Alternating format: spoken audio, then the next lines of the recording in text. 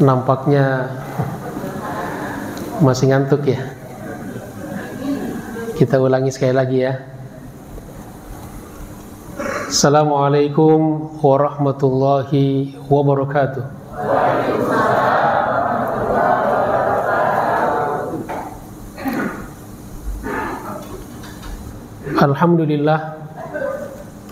Alhamdulillahirabbil alamin.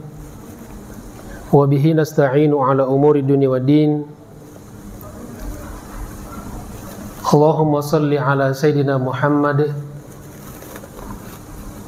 tibbil qulubi wa dawaiha wa afiyatil abdani wa shifaiha wa nuril absari wa diyaiha wa ala alihi wa ashabihi ajma'in. Subhanaka la ilma lana illa ma 'allamtana innaka antal alimul hakim. Allahumma 'allimna ma yanfa'una wa anfa'na bima 'allamtana. Rabbana zidna ilman warzuqna fahma. Rabbi shrah li sadri wa yassir li amri wahlul 'uqdatam min lisani yafqahu qawli. Allahumma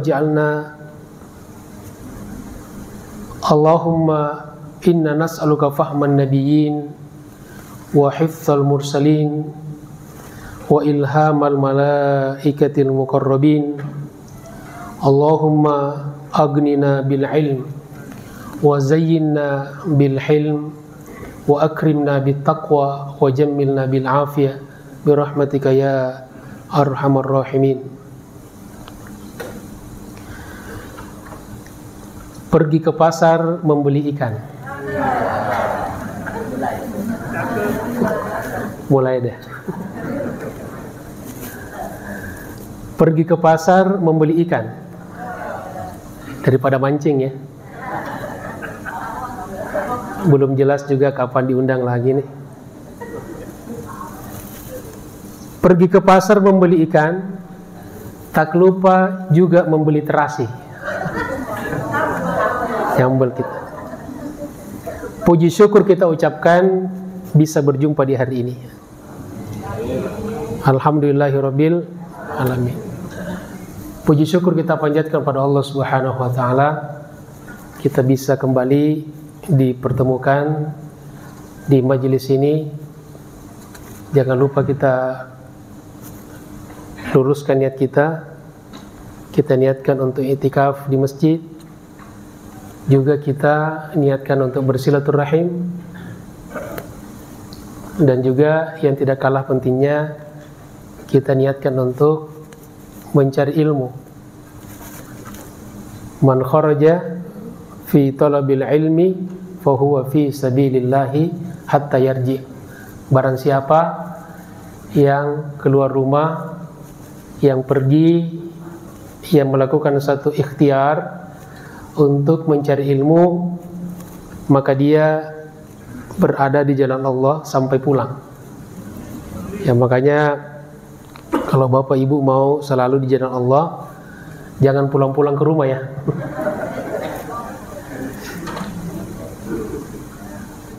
Apa kabar semuanya jemaah? Kita juga menyapa saudara-saudara kita yang ikut secara online dari Sulawesi, Haga Kareba, juga dari Jawa Barat ya, dari Sunda, Kumaha Damang. Mungkin juga dari Sumatera Barat ya, Akabah, Biado. Kemudian dari Jawa, piye kabare? Ya. Juga ada ikut dari katanya ini saya dengar dari Jepang. Ya, atau alumni Jepang. Kita ucapkan Genki Desuka. Ya, artinya apa kabar? Arigato. Terima kasih. Jamaah sekalian dirahmati Allah Subhanahu wa taala, kalau kita sudah sehat, maka perbanyak bersyukur kepada Allah Subhanahu wa taala. Alhamdulillah. Kemudian untuk saudara-saudara kita, keluarga kita yang diuji oleh Allah, mungkin kurang sehat, kita doakan mudah-mudahan disembuhkan dan disehatkan. Amin. Bagi yang masih belum sholat, kita doakan mudah-mudahan dibukakan pintu hidayah, disadarkan untuk bisa sholat. Bagi yang bergelimang dengan maksiat, semoga Allah Subhanahu wa taala berikan kesempatan bertobat kepada mereka.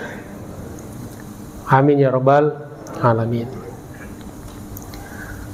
Ma'asyiral muslimin rahimakumullah, Bapak Ibu, saudara-saudaraku yang saya hormati dan saya cintai karena Allah Subhanahu wa taala. Selanjutnya, mari kita kembali kepada pelajaran kita. Pada pagi hari ini, seperti yang sudah diumumkan, hari ini kita lanjutkan pengkajian kitab syarah kitab Nasaihul Ibadah karya Al-Imam An-Nawawi Al-Bantani Asy-Syafi'i, wafat 1314 Hijriah, yang merupakan syarah dari kitab Al-Munabbihat lil Isti'dadi li Yaumil Ma'ad karya Ibnu Hajar Al-Asqalani, wafat 852 Hijriah. Hari ini temanya, kalau boleh kita berikan judul biar gampang diingat, walaupun di kitab ini tidak ada judulnya, yaitu 5 orang yang sangat berpotensi masuk surga. Mudah-mudahan kita termasuk dari mereka. Amin. Kurang lebih seperti itulah judulnya. Untuk lengkapnya mari kita baca. Bismillahirrahmanirrahim. Qala al-muallifu rahimahullah, an Umar radhiyallahu anhu qala,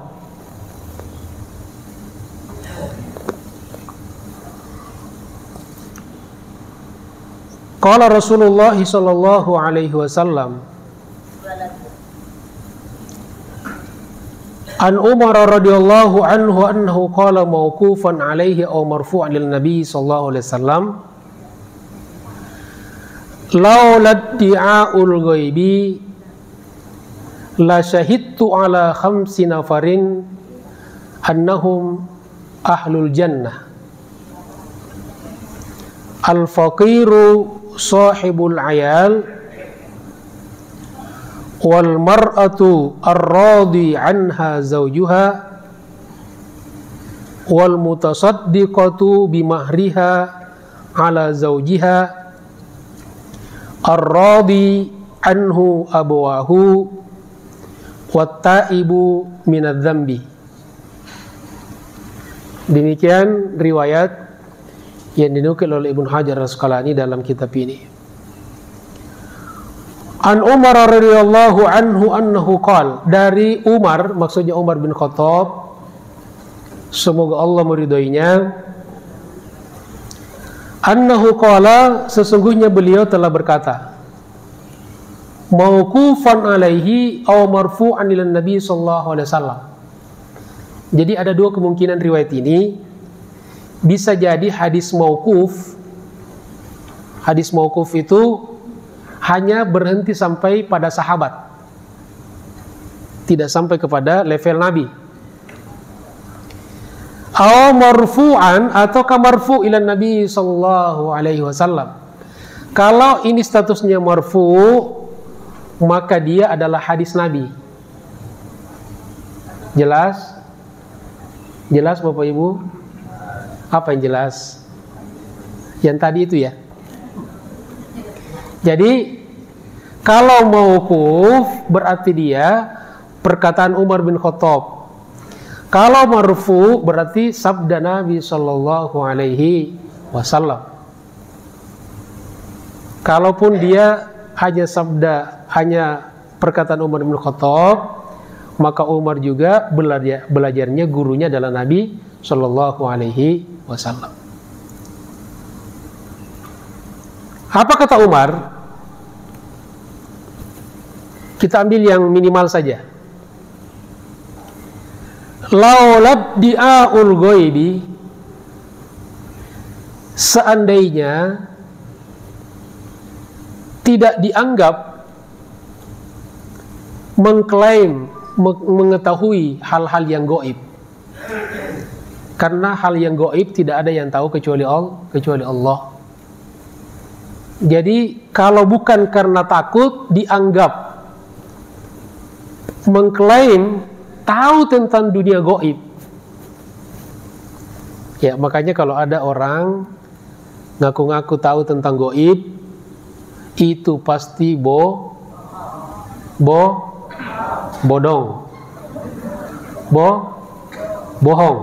ya, bohong dan bodong, ya, palsu itu.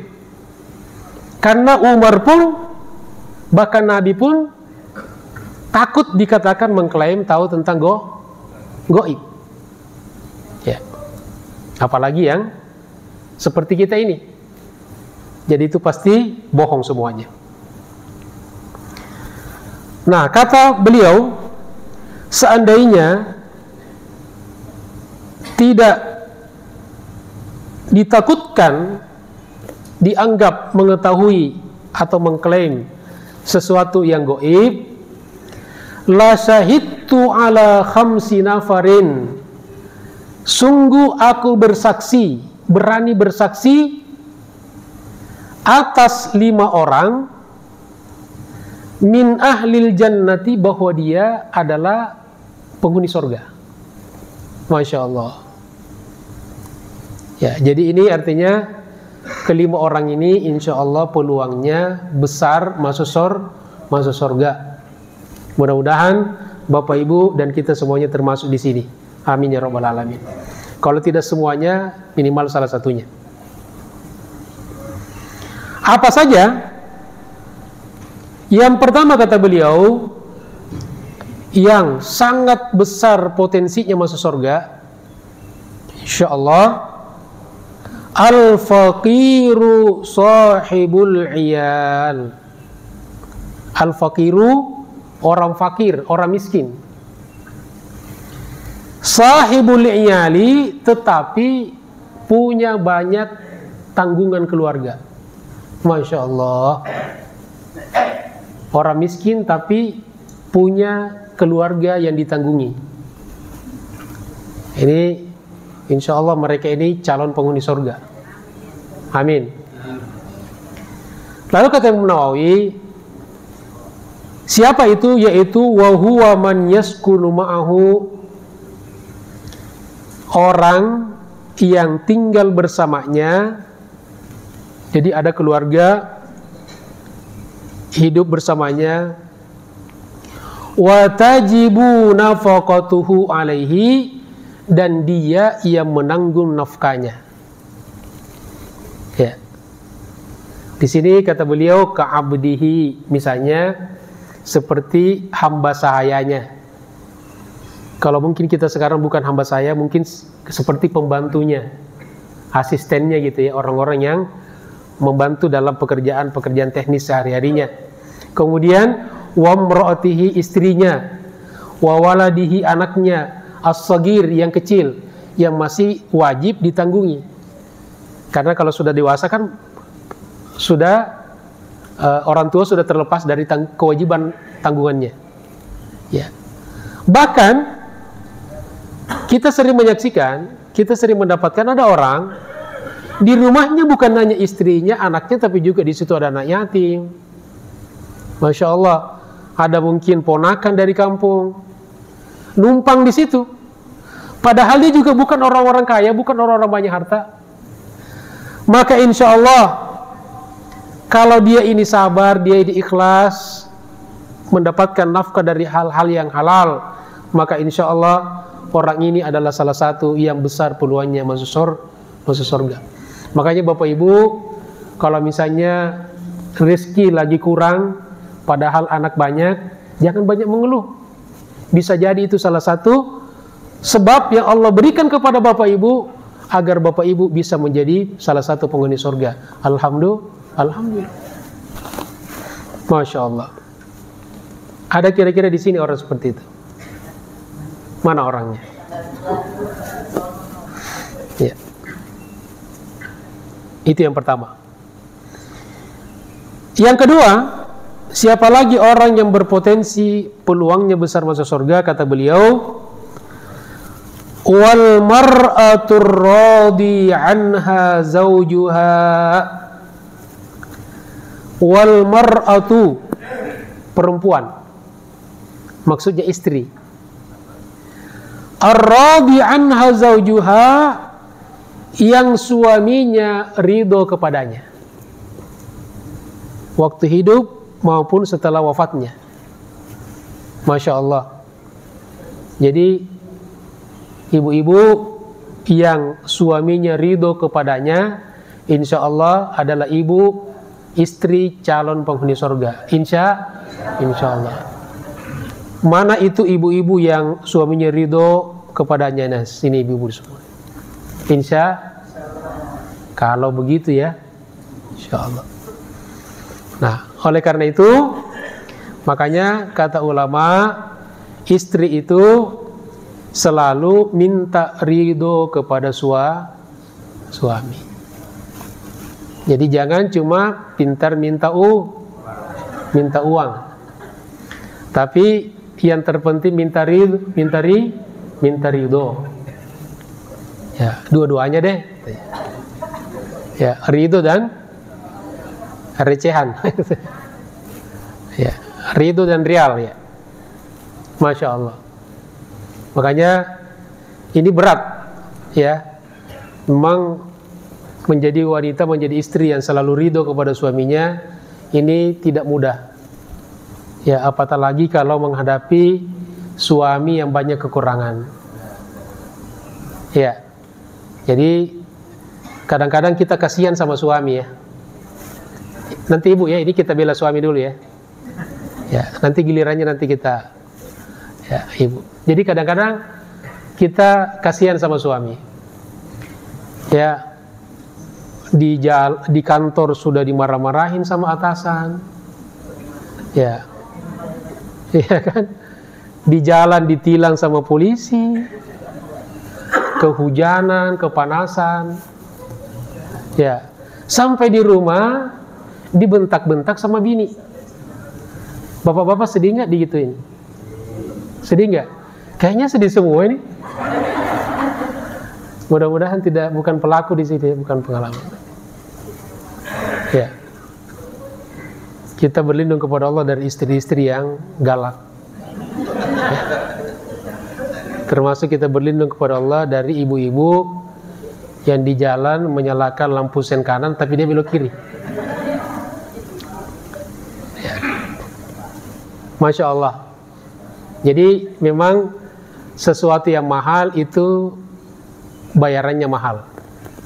Ya, jadi ini kalau suaminya suami yang ideal, semua istri senang.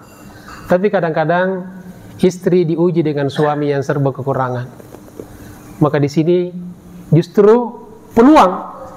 Jadi kadang-kadang di balik kekurangan itu ada peluang bagi istri.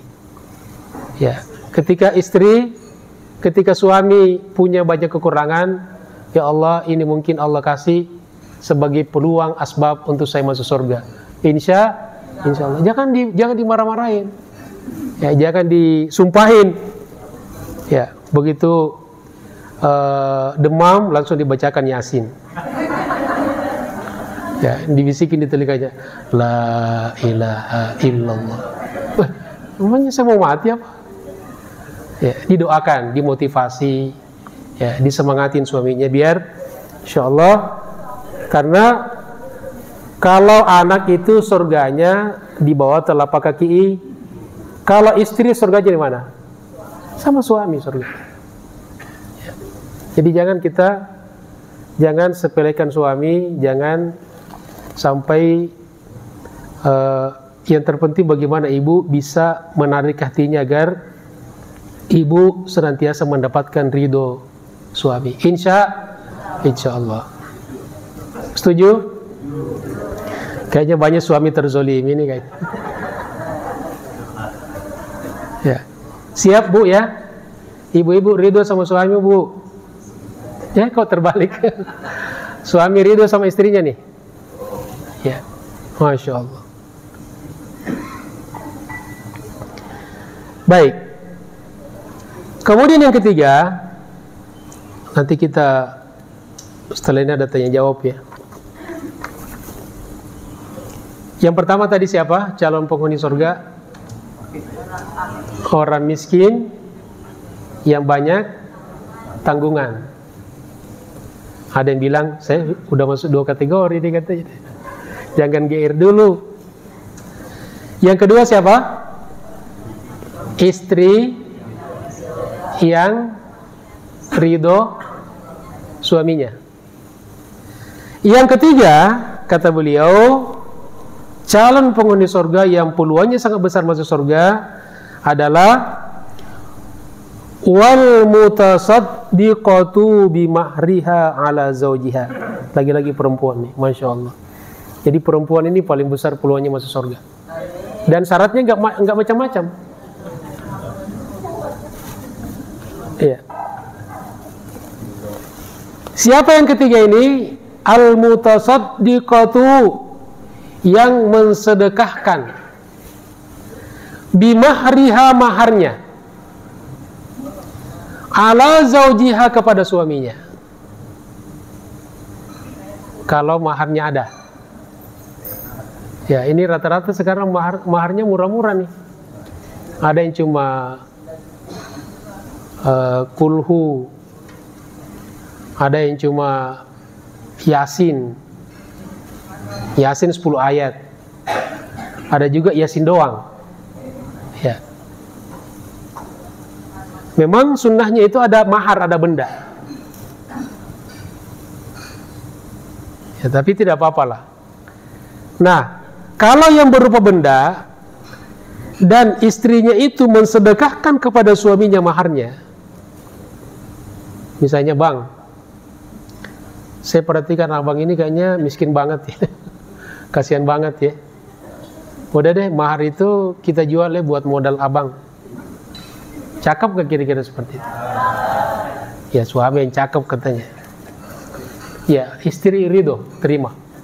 Maka ini, istri seperti ini, insya Allah calon penghuni surga. Nah, kata ulama, salah satu penjelasannya adalah istri yang tidak banyak menuntut kepada suami. Apapun diberikan, alhamdulillah. Suami pulang bawa banyak, alhamdulillah. Suami pulang bawa sedikit, alhamdulillah.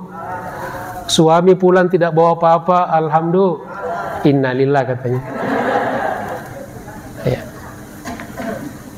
Tapi ada juga istri, Masya Allah, nuntut sama suami luar biasa. Ini suami ini apa nih, kerja gitu. Kayak presiden aja gitu. Iya. Di rumah melulu gitu. Main burung melulu. Main burung itu. Ada itu. Ada yang mancing melulu. Siapa istri yang tidak? Ini sekarang istri kita angkat nih. Ya. Istri siapa yang tidak kesal melihat suami ya di rumah hanya mancing? Dari pagi sampai malam, pulang-pulang bawa lele 1 ekor. Kira-kira kesal nggak, Bu? Emangnya kita hidup pakai lele apa? Ya, jadi harus seimbang lah. Ya. Nah, jadi istri yang ridho dengan suami, tapi suami juga harus pengertian. Jangan karena istri ridho lalu ngelunjak. Ya, biarin deh istriku ridho gitu kan. Ya, tidak, harus pengertian, saling pengertian antara suami dengan istri.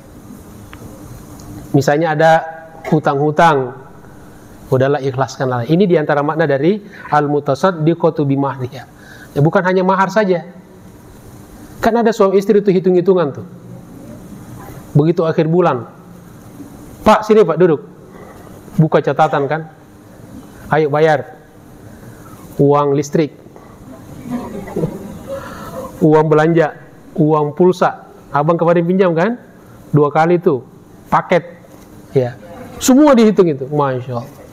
Ini rumah tangga kayak tipe apa? Tipe pasar. Makanya keluarga itu ada tipe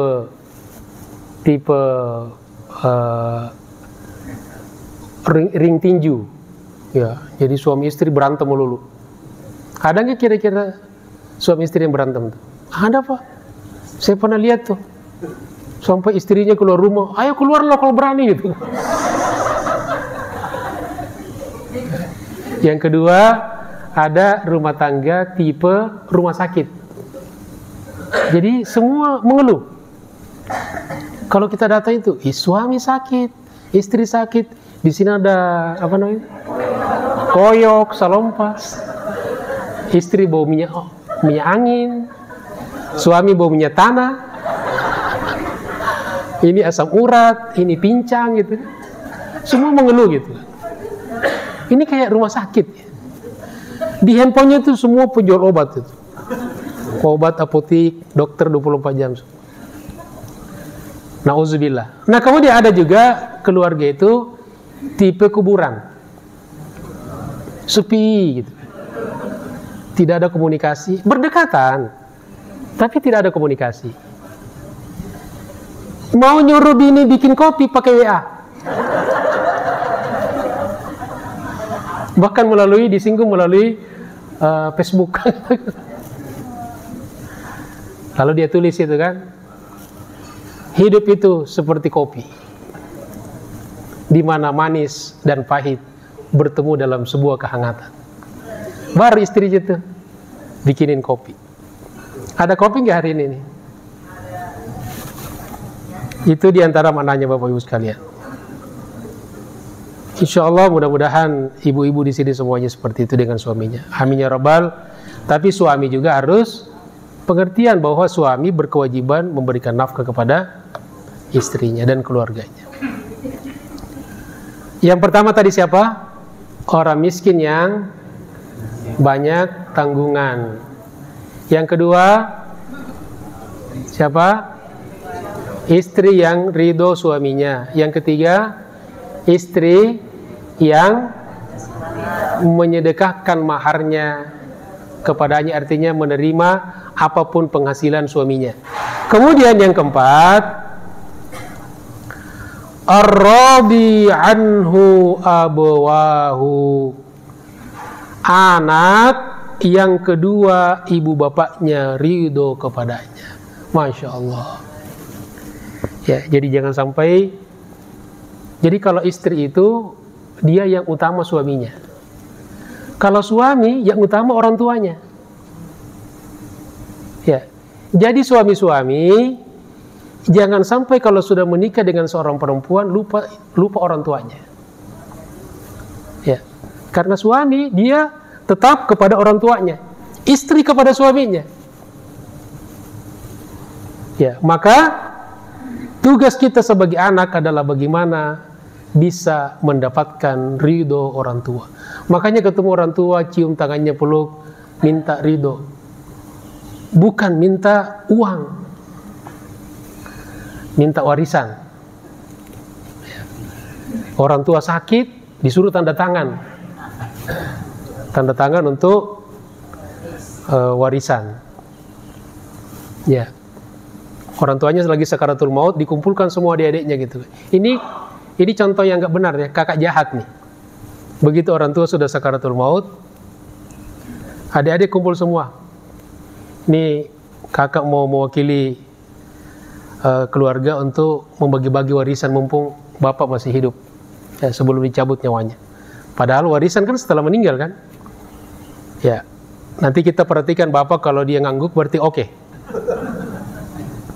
Disebutlah ya, sawah yang paling luas yang berapa hektar itu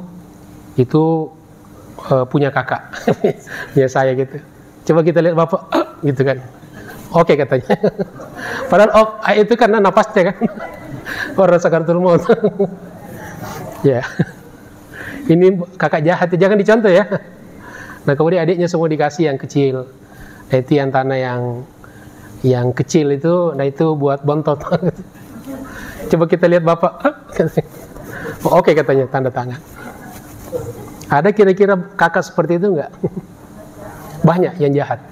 Jadi sampai dalam perkara warisan Bapak Ibu sekalian, ada anak jangankan menzolimi adiknya, sampai berani membunuh orang tuanya. Dan hukum ahli waris yang membunuh orang tuanya, la warisalahu, tidak ada waris. Ya, tidak ada, langsung terputus kewarisannya. Kalau anak mencelakakan orang tuanya karena ingin motivasi mendapatkan warisan. Maka bagaimana caranya, Ustaz? Banyak orang tua ketika sehat dia sibuk mencari rezeki, mencari harta.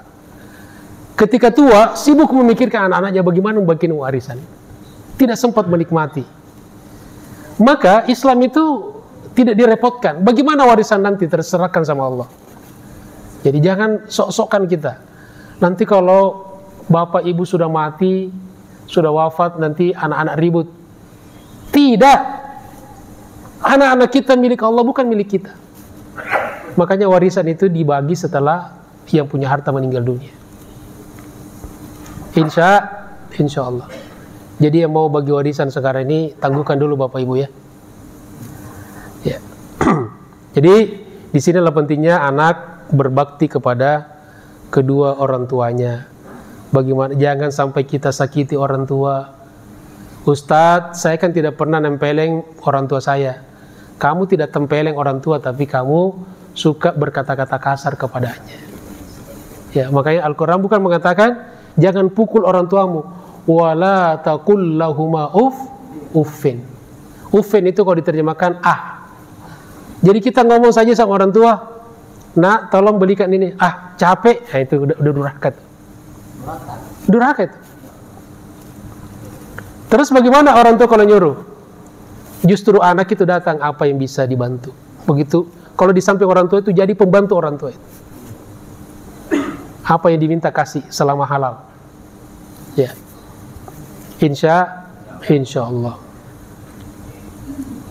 Banyak anak yang menyesal. Termasuk mungkin kita, termasuk saya. Ya, kita baru, kenapa saya tidak melakukan ini dulu waktu keduanya hidup. Tapi memang penyesalan selalu datang belakangan. Kalau di depan namanya pendaftaran.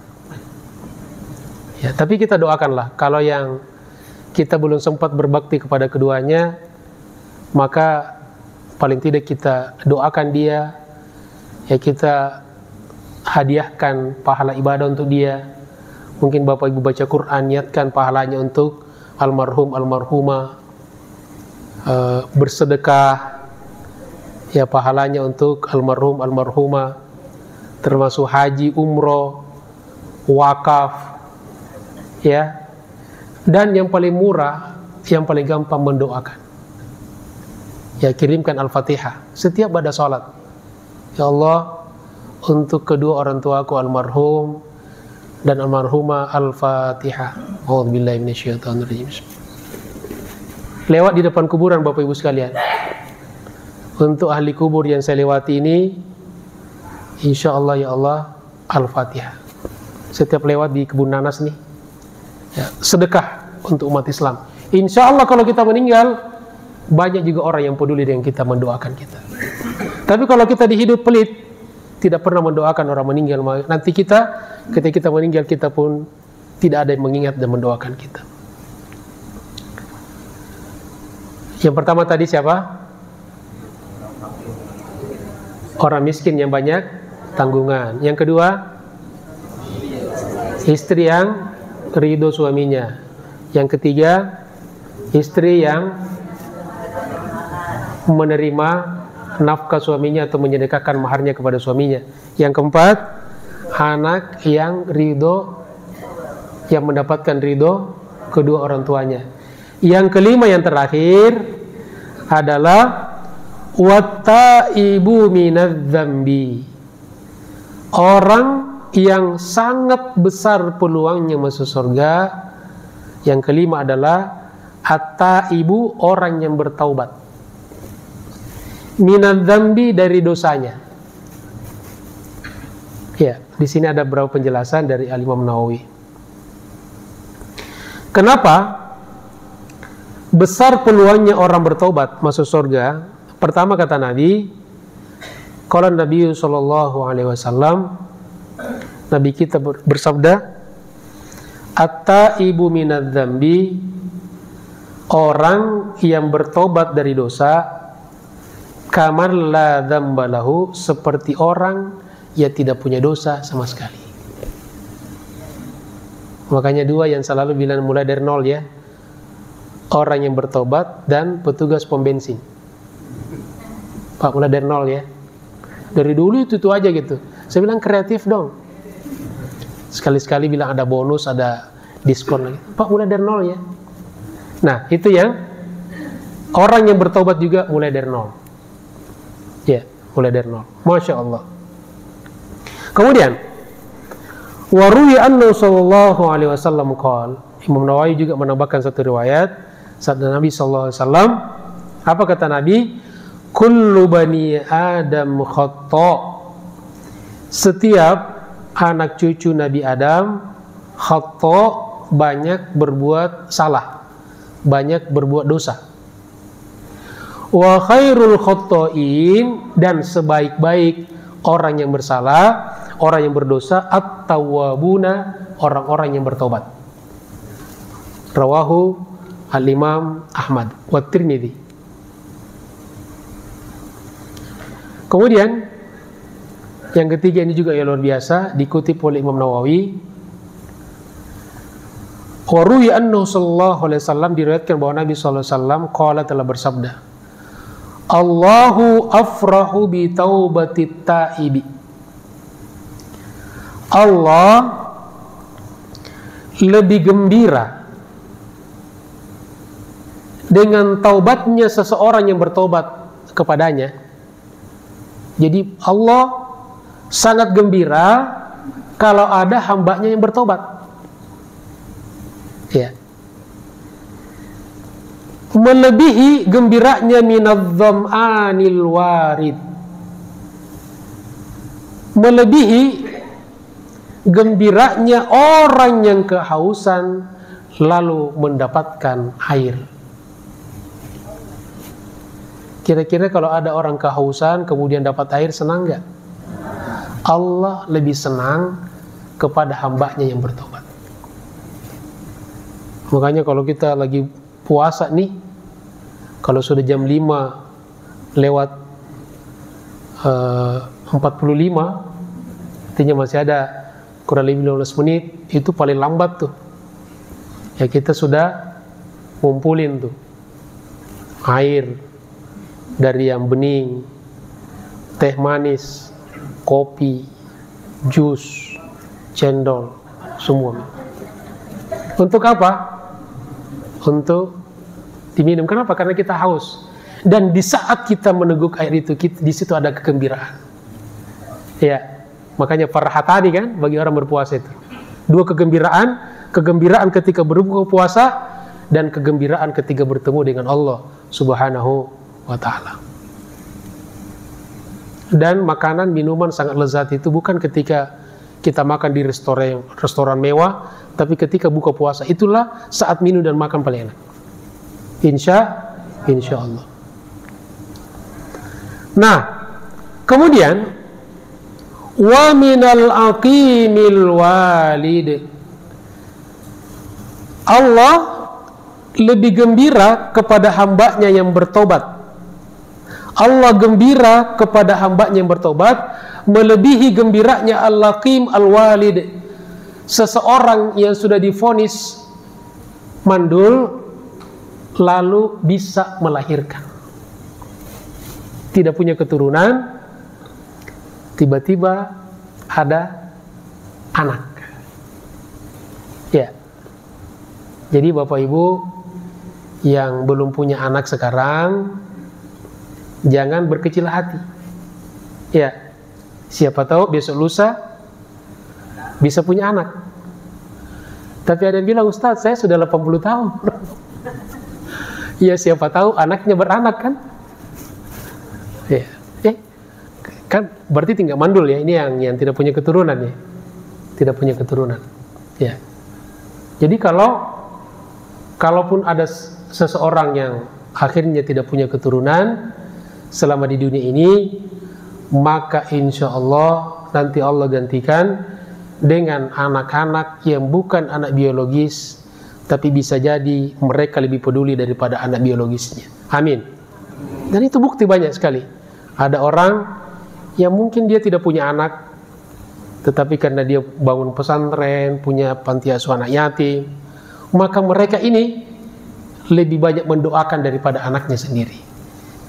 Betapa banyak orang punya anak tapi melupakan orang tuanya. Betul. Ada orang anaknya 13, satu pun gak peduli. Satu sibuk, ini sibuk, ini sibuk. Ya, orang tuanya sakit, itu pun di WA sama anaknya, nak, bapak sakit, ibu sakit. Kalau dibalas, lekas sembuh ya. Itu doang itu. Karena jauh. Ya jauh. Ya, bahkan banyak anak yang kemudian tidak melihat orang tuanya meninggal dunia. Ya, semoga kita diberikan oleh Allah keturunan yang soleh dan solehah. Jadi, kalau ada orang sudah divonis mandul, lalu bisa hamil, bisa punya anak, gembira nggak? Oh, gembira. Allah lebih gembira kepada hambanya yang bertobat. Masya Allah. Ada teman saya itu 13 tahun setelah menikah baru punya anak. Ada juga 7 tahun. 7 tahun. Ada yang 11 tahun. 11 tahun tidak punya anak. Lalu dia setiap haji umroh, dia gelantun di multazam minta anak. Allah akhirnya dikasih sama Allah. Tentu juga dengan terapi kan, terapi alternatif, diurut sana sini gitu kan. Tapi jangan ke dukun, jangan ke dukun sihir, ya. Tetap yang halal, ya. Lalu tiba-tiba istrinya hamil, melahirkan. Begitu melahirkan satu, setahun kemudian nyusul 2, 3, 4 tiap tahun. Kata istrinya, Pak, kesana lagi minta di stop. Ayo kita umroh. Dia umroh, dia, ya Allah, stop ya Allah. Udah kebanyakan repot. Ya. Minta sama Allah kan? Allah yang buka, Allah yang tutup. Ya. Insya Allah. Nah kemudian, wa minadh-dhallil wajid. Dan orang yang tersesat jalan menemukan jalannya. Ada orang nih nyasar, mau ke acara penting, dia nyasar. Akhirnya ketemu, senang nggak? Senang nggak? Allah lebih senang kepada hambanya yang bertobat. Saya pernah pengalaman nih Bapak Ibu. Saya mau khutbah Jumat. Tempatnya saya belum tahu. Berangkat di rumah macet, pakai Google Map. Tapi masih zaman dulu, belum akurat kan. Saya diarahkan masuk gang. Wah, udah sampai hampir azan, sampai di masjid. Nah ternyata sampai di masjid itu panitia sudah mengumumkan bahwa ada pengganti. Jadi saya udah dianggap ini sudah nggak datang. Tiba-tiba entah apa, ya Allah, saya pasrah sama Allah, ya Allah, kalau memang saya bisa khutbah hari ini, ya, karena saya ditunggu oleh umat, mudahkan ya Allah. Tiba-tiba saya terarahkan ke jalan, dan jalan itu saya udah kenal. Langsung ke masjid, ada pintu, kayak pintu ini, bukan pintu sana, pintu samping. Saya pakai motor waktu itu, saya standar motor, buka jaket, helm, langsung menuju ke arah mimbar. Saya lebih cepat ke mimbar daripada badannya lagi jalan menuju ke mimbar gitu. Karena saya khatib kan, saya tidak dengar, langsung naik ke podium. Ya, wah ini datang dia katanya. Ya, ya itu jadi waktu itu saya sangat senang. Ya, terlambat dikit bisa gagal tuh. Ya. Kemudian kata beliau, faman taba ilallahi, ini masih sambungan hadis tadi, barang siapa yang bertobat kepada Allah, ini luar biasa ini. taubatan nasuha, dengan taubat yang sesungguhnya, ansallahu, Allah membuat lupa. Siapa yang dibuat lupa oleh Allah?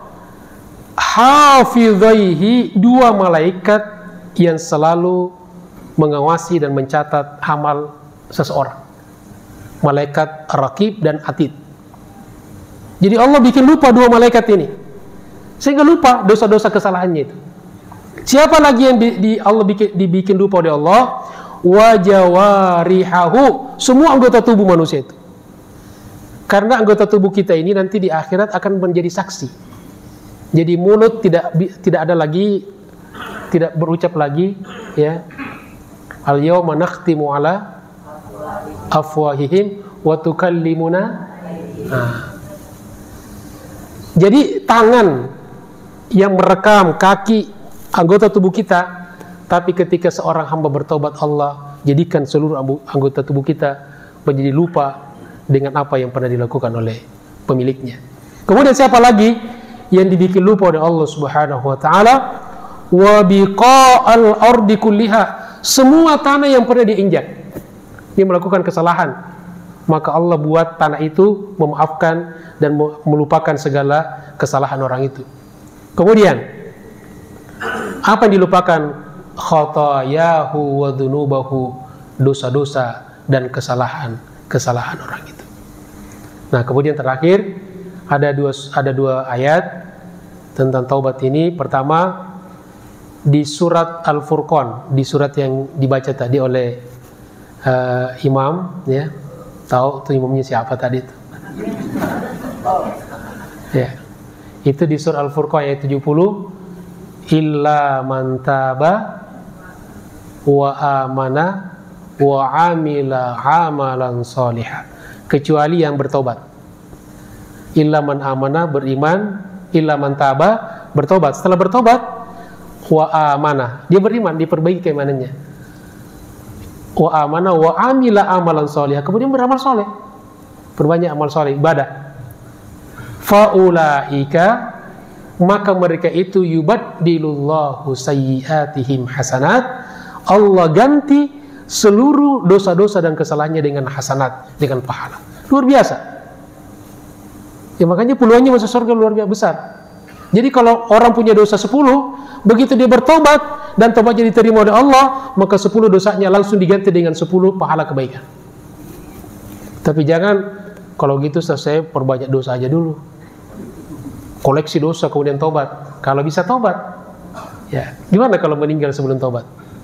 Maka kita minta kepada Allah, wa taubatan qoblal, diberikan kesempatan bertobat sebelum meninggal dunia. Kemudian surat yang kedua yang terakhir nomor cantik, Al-Baqarah 222. Jadi 4 kali, 2222. Al-Baqarah 222. Innallaha yuhibbut tawwabin wa yuhibbul mutatahhirin.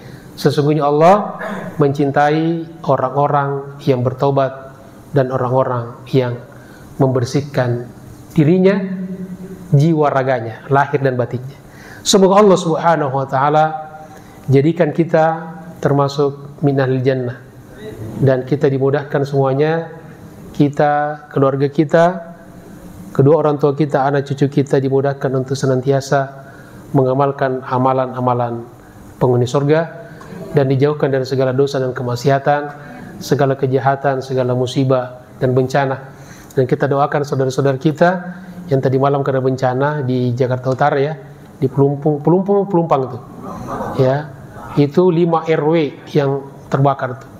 Semoga yang meninggal husnul khotimah, masya Allah, menjelang Ramadan mereka diuji. Kita bayangkan kalau kita terkena seperti itu, betapa sakitnya gitu kan. Ada kita lihat terbakar badannya, ya Allah, coba berteriak itu luar biasa. Kita doakan mereka, mudah-mudahan itu ujian yang menaikkan kelas mereka di sisi Allah Subhanahu wa taala. Terakhir kita berdoa kepada Allah Subhanahu wa taala. Al-Fatihah. A'udzubillahi minasyaitonir rajim. Bismillahirrahmanirrahim. Alhamdulillahirabbil alamin. Ar-Rahmanir Rahim, Maliki yaumiddin, iyyaka na'budu wa iyyaka nasta'in, ihdinas siratal mustaqim, siratal ladzina an'amta 'alaihim ghairil maghdubi 'alaihim waladdallin. Amin. Allahumma salli wa sallim ala sayyidina Muhammad salatan tunjina biha min jami'il ahwali wal afat, taqdi lana biha jami'al hajat, wa tutahhiruna biha min jami'is sayyi'at, tarfa'una biha 'indaka 'ala darajat, tuballighuna bi aqsal ghayat min jami'il khairat fil hayati wa ba'dal mamat, innaka sami'un qaribun mujibud da'awat wa ya qadiyal hajat. Allahumma arinal haqqa haqqan warzuqna ittiba'ah wa arinal batila batilan warzuqna ijtinabah. Allahumma habib ilaina al-iman wa zayyinhu fi qulubina wa karrih ilaina al-kufra wal fusuqa wal 'isyan waj'alna minar rasyidin. Allahumma inna ala dzikrika wa syukrika wa husni ibadatik. Allahumma nas'aluka al-huda wat tuqa wal 'afafa wal ghina.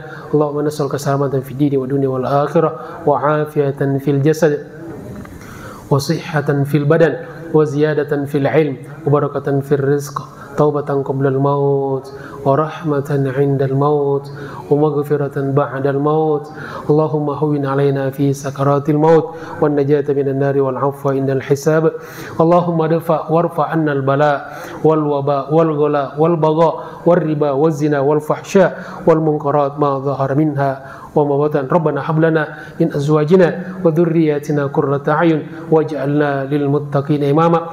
Rabbana zalamna anfusana wa illam taghfir lana wa tarhamna lanakunanna minal khasirin. La ilaha illa anta subhanaka inna kunna minadh dhalimin. Rabbana atina fid dunya hasanah wa fil akhirati hasanatan wa qina adzabannar wa adkhilnal jannata ma'al abrar ya aziz ya ghaffar ya qahhar ya jabbar ya sattar ya rabbal alamin. Wa sallallahu ala sayyidina Muhammad al-fatih lima ughliq al khatim lima sabaq nasiril haqq bil haqq wal hadi ila siratikal mustaqim wa ala alihi wa sahbihi haqqa qadri wa miqdarin azim. Subhana rabbika rabbil izzati amma yasifun wa salamun alal mursalin walhamdulillahi rabbil alamin. Subhanakallahumma bihamdika asyhadu an la ilaha illa anta astaghfiruka wa atubu ilaik. Wassalamualaikum warahmatullahi wabarakatuh.